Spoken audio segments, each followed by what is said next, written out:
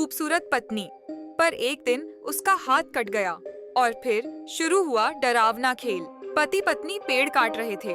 पति ने गलती से पत्नी की तरफ कुल्हाड़ी मारी। अगले ही पल चीख, पत्नी का हाथ कुचल गया। टेढ़ी भागा, उसे खींचा, लेकिन तब तक उसका हाथ मांस का लोथड़ा बन चुका था। खून बह रहा था। टेढ़ी ने खुद उसका हाथ काट दिया। उसे बचाने के लिए बोमी आईने में खुद को देखती रही। वो अब वही परफेक्ट ब्यूटी नहीं रही।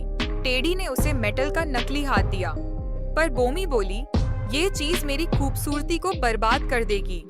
अब जब मैं अधूरी हूँ, शायद तुम भी मुझसे प्यार नहीं करोगे।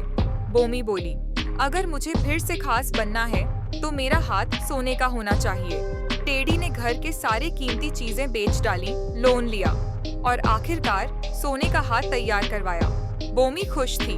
अब वो खुद को पहले से भी ज्यादा खास समझने लगी। सोने का इतना भारी हाथ तुम्हारी तबीयत बिगाड़ रहा है, उसे हटाओ नहीं तो जान जाएगी। बोमी ने मना कर दिया। उसने कहा, मैं बदसूरत होकर नहीं मरूंगी। और कुछ ही दिन में वो सच में मर गई। टेढ़ी ने उसे सोने के हाथ के साथ दफना दिया, पर कर्ज चुकाना था।